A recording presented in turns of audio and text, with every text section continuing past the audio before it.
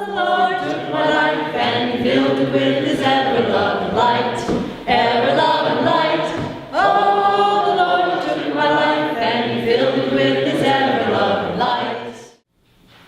I lift up my eyes to the hills. From where will my help come? My help comes from God, who made heaven and earth. The sun beat down on us as we circled up at the edge of the dirt road we've just climbed in the unforgiving morning heat, somewhere in the foothills of Colorado Springs. Our Saugatuck Church Youth Group had chosen those words from Psalm 121 to include in our worship that Sunday morning, because the day before, we'd all driven up to the summit of Pikes Peak, one of Colorado's 14,000-foot mountains. That climb had been a harrowing one for a couple of the drivers.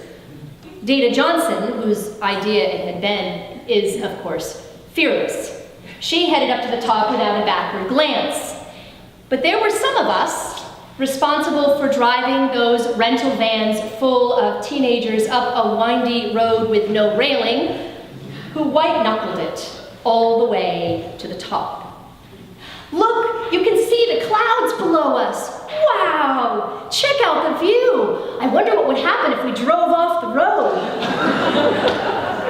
With that enthusiastic chatter in my ear, I hugged the midline and kept my eyes on the road, forsaking all stunning views in the interest of making it to the top. Which we did, of course. A bit wobbly-kneed, I got out of the car and embraced one of my equally anxious leaders, and then we all headed off to the cliff edges to look down on the cloud bank below us.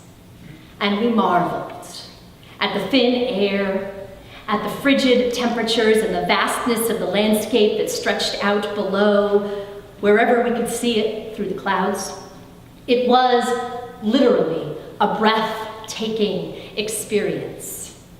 To get a feel for the drive, do a search on Race to the Clouds in YouTube and watch the footage captured by race car drivers going up the mountain at high speed.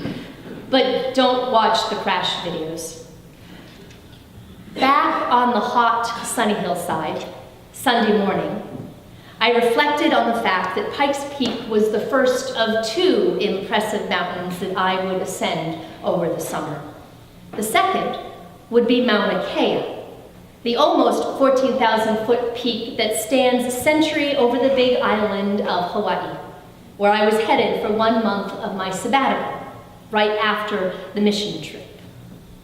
Maybe mountains will be one of my sabbatical themes, I mused as our youth read the psalm and led us in prayer. Maybe I should pay attention. I arrived on the island of Oahu on a Monday evening, just over 1 week later. I was fed and then collapsed into bed in the guest room of my uncle's home in Honolulu. Waking up early Tuesday morning, thanks to the 6-hour time difference, I reached for the small book of Celtic prayers that I had packed for the trip. Opening it for the first time, I turned to the page marked Tuesday morning prayers and found these words printed on the page. I lift my eyes to the hills. From where will my help come? My help comes from God, who made heaven and earth. Sometimes you just know you're in the right place. When Peter, James, and John followed Jesus up that high mountain, they had no idea what was in store. They'd been following Jesus from one town to the next, listening to him preach, witnessing miracle after miracle. Jesus multiplying loaves of bread, walking on water. They had seen him behave in unexpected, curious, even unorthodox ways, healing on the Sabbath, paying attention to women and lepers and other outcasts. Not long before, Jesus had raised a 12-year-old girl from the dead, Jairus' daughter, Not that they were supposed to talk about that. Jesus was always instructing them not to speak of the miraculous things that he did, which is a little odd if you think about it, because wasn't he supposed to be spreading the good news? And then he started to talk about his imminent suffering and death. 6 days before that mountain hike, Jesus had told the disciples that those who wanted to be his followers must take up their cross. For those who lose their life for my sake, or for the sake of the gospel, will save it. All told, Peter, James, and John had plenty to think about as they climbed up that mountain trail. And maybe they were therefore too distracted to be apprehensive. Maybe the trail was well-trod and didn't run too close to the cliff edge. But if they didn't white-knuckle it on the way to the top, they made up for that uneventful hike in spades once they reached the summit and saw before them Jesus, lit up like a disco ball, along with 2 other characters whom they somehow recognized as Elijah and Moses, the 2 biggest names in Jewish history. Clouds descended, a voice spoke. It must have left Peter, James, and John a bit wobbly-kneed. So there are at least 2 sides to every mountaintop experience. There's the welcome escape from the everyday grind, the beauty, the solitude, the getting away from it all. And maybe that's what the disciples expected. One more of those contemplative afternoons that Jesus periodically took when he ran away from the crowds to pray. But in the words of Bilbo Baggins in The Hobbit, adventures, including the mountaintop variety, are not all pony rides and May sunshine. They can also be earth-shaking, breathtaking, unsettling experiences at best and terrifying at worst. Because mountaintop experiences take place, by definition, outside our comfort zone, away from all things familiar. I happen to believe that that's what gives a mountaintop experience its transformative power. Its ability to sneak in under our defenses because we're already feeling a bit off balance. Its ability to open us up to the unexpected because, well, we don't know what to expect when we're in a strange place. All of which means we may just see, feel, hear, or learn something new. Something with the potential to change us in surprising ways. So it was with Peter and James and John. There they stood, utterly disoriented by the sight of their radiant rabbi jawing with the ancients, when a cloud descended and they heard that voice. "This is my son, the beloved. Listen to him." Curiously, the first thing they heard Jesus say after that, as they descended the mountain, was, "Tell no one." Again. Why? I don't know. But I have a guess, based in part on my own mountaintop moments. Maybe Jesus wanted them to keep their mouths shut long enough to really take in what they had just seen and heard, to let it simmer in their minds and in their hearts. The Reverend Dale McCormick, a United Church of Christ minister who pastored for a time in Chiapas, Mexico, once told me that Mayans believe you need to give an idea or an encounter time to drop from the head into the heart. Only once it has settled in the heart can we respond in any meaningful way. And so perhaps Jesus wanted the disciples to give them time for their pulses to slow, for their heads to stop spinning, and for that mountaintop experience to find its way from the frontal cortex down into the center of their being, where it might just guide and ground them in the difficult days to come. Because it was about to get difficult.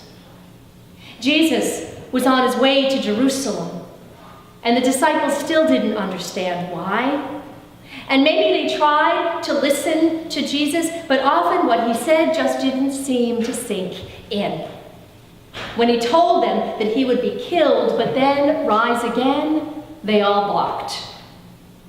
When Jesus asked Peter, James, and John to keep watch with him while he prayed at Gethsemane, they all fell asleep.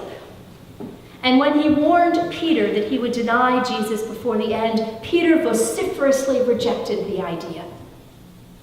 When Jesus was arrested, they all fled. Despite that voice in the clouds, it seems like they never did learn to listen. Still, I think it's possible, even likely, that mountaintop experience remained lodged in their hearts, that it was still there on the dark day after Jesus was crucified, when they were huddled together in an upper room, grieving and afraid, so that when the risen Christ walked into that room, against all odds, they realized that it was really him, knew it, not with their heads, but with their hearts. And so they were finally able to share the good news, not with their words, but with their whole lives. Now, not all mountaintop experiences occur on actual mountaintops. Today, you're hearing testimonies from members of Saugatuck Church who attended the all-ages retreat the last weekend in January. As far as I know, no one white-knuckled the drive up to Sharon, Connecticut. The weather was fine. Everyone traveled safely and arrived without incident. The skies that weekend remained blue, and the only rumbling to be heard was the deep, resonant crack of ice out on Silver Lake. The only blinding white shimmer, the afternoon sun, reflecting off the lake's frozen surface.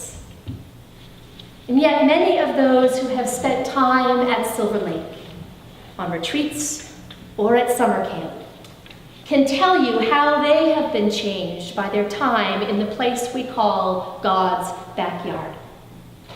Not because Silver Lake is unique, but because going on retreat or going to camp can displace us just enough to open us up to a new insight, a new friendship, a new sense of direction, maybe even a word from God. They can tell you their stories. Here's a little bit more of mine. During that month in Hawaii, I did in fact get up to the top of Mauna Kea, twice, to watch the sunset as my fingers and nose gradually went numb in the fierce cold, because who parks a winter parka when they're going to Hawaii? Not me. I also stood on the edge of the active volcano Kilauea to watch a full moon rising over the glowing Halama'uma'u crater. And these were both breathtaking, awe-inspiring.